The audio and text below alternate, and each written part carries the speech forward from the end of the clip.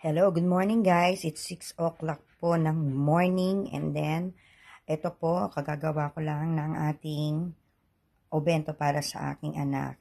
Today is June 13 po, is Thursday. So guys, ito ang kanyang baon. Siyempre rice, tsaka meron po tayong kani, pero hindi naman tunay na kani yan. Siyempre meron din tayong konyak, and then meron po tayo, nag-spam lang po ko ngayon. Katapos lang magluto, and then syempre 5 minutes ko siyang tinambay ng konti para yung init mag-absorb. So meron po siyang spam na hinati-hati ko. So ano po yan guys, marami po yan.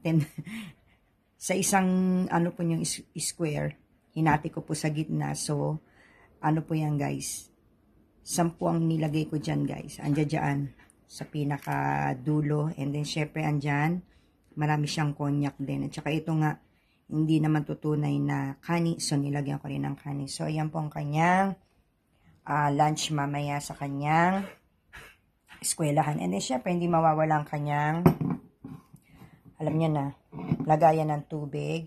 And then, syempre, ito yung kanyang lagayan ng kanyang obento. And then, lalagyan ko yan, guys, ng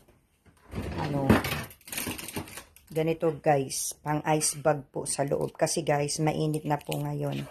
Mahirap na baka sumakitan siya ng aking anak. So, kailangan lagyan ko po ito sa ilalim.